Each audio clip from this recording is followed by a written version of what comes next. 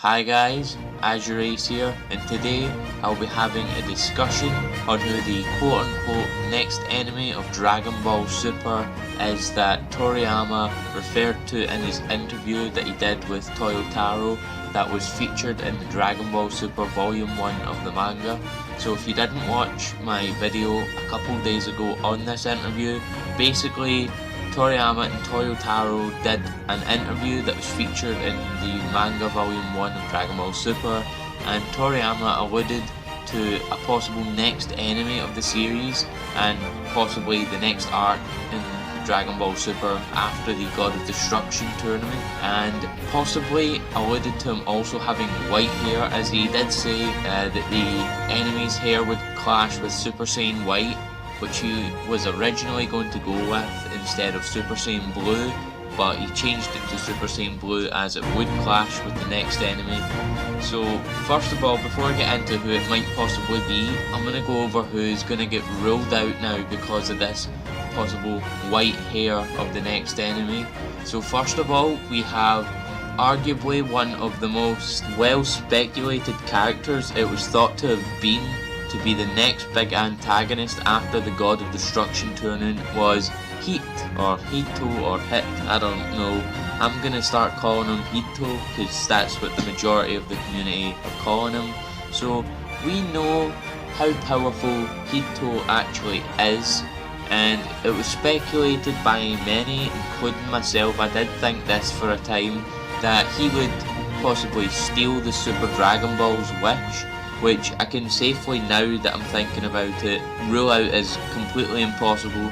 Now, the reason for that is, unless he knows the location of the 7th Super Dragon Ball, then he has absolutely no way to steal the wish unless he knows that location, as only 6 of the Super Dragon Balls are present at the tournament's location right now, and he also doesn't have the biggest main feature of this next enemy, in that he has not got white hair. The second character that was thought to be the next big antagonist that doesn't fit the criteria set by this white hair is possibly even Champa or Beerus, the God of Destructions themselves.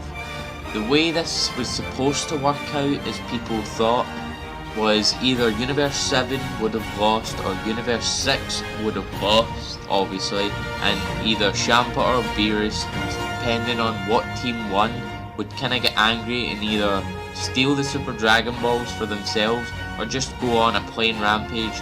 The latter seems more plausible as they are gods of destruction.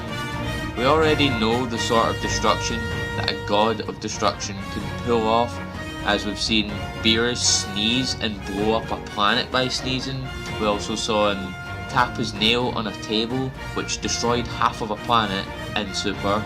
And we also know that if two gods fight, the consequences can be absolutely catastrophic for not just the galaxy but the universe itself, because we saw the shockwaves that were created by Goku and Beerus were so powerful that they made it all the way to the planet of the Supreme Kais. As well, after that fact, old Supreme Kai explained that if they kept on colliding the way they were, the entire universe would crumble under just the sheer power of the shockwaves. And finally, we saw that the collisions between Champa and Beerus right at the start of the Champa arc were enough to start to begin to disintegrate the room that they were in. The last one, and arguably the most unlikely one now, is Frost, but he is out cold right now due to Hito's mental attacks that he did.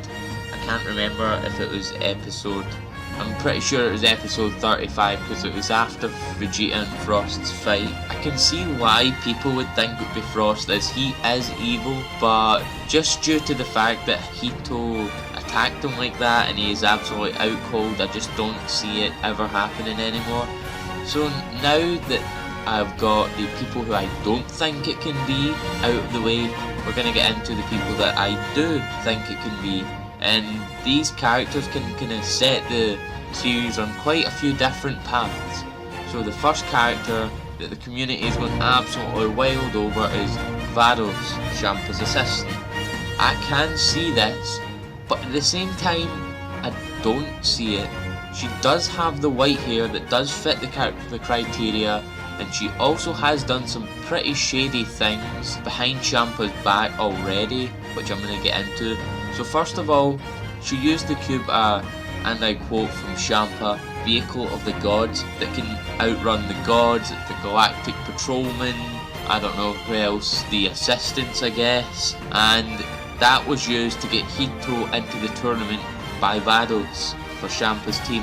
Now if I was thinking about it, this would be pretty fucking terrifying if I were just a regular Joe, because having an assassin of Hit's caliber and power being uncatchable even by gods is absolutely no joke whatsoever, and it'd be something that would benefit him greatly. That would also kind of help if this white hair thing wasn't a problem, because Hit could just use the cube and take the Dragon Balls with, or the Super Dragon Balls with him to the location of the 7th one if he did know that, and added to, you know, him just casually making Super Saiyan Blue Vegeta's bitch, that's a pretty crazy stunt from Vados.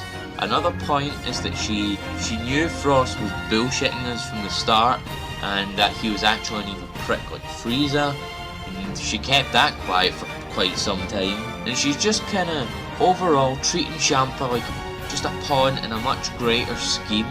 I can see why that is, but she isn't like Whis. Whis helps out people, he's pretty upfront about everything, he does what Beerus says, he's just generally a nice guy, whereas Vados, she's pretty shady if you ask me. I don't trust her, to be honest.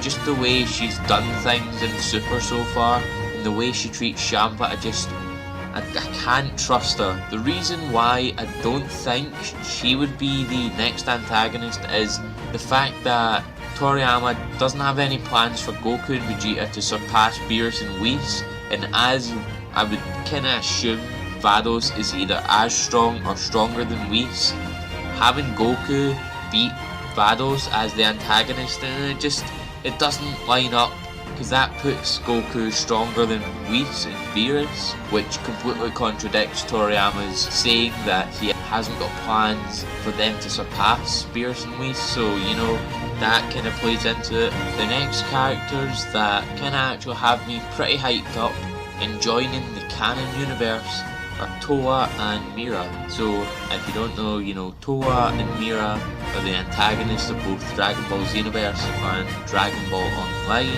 Now the reason why this kinda has me hyped up, because it does mean this popular future related character, quote unquote, that Toriyama and Toyotaro have been talking about is probably 99% Future Trunks, which I would be absolutely ecstatic about, because I love Future Trunks. He was my favourite character up until the end of the Buu saga, which then switched over to Vegeta because just how much character development he got. With the addition of Towa and Mira, they could possibly go into a kind of Dragon Ball Online or Xenoverse direction with time travel and possibly maybe inter-universal travel. It would also be very interesting to see how Super Mira would fare against Super Saiyan Blue Goku and Vegeta, because right now I would probably say Super Mira is on that level of Super Saiyan Blue, because if Hit is on the Super Saiyan Blue level, then I'm pretty sure Super Mira is, because Super Mira is the Super Saiyan transformation of Mira, which is exclusive to the Japanese card-ass machine Dragon Ball Heroes. His hair does go white when he goes Super Mira, and is referred to Super Saiyan transformation as Mira is part Saiyan, part human, part demon, and part android.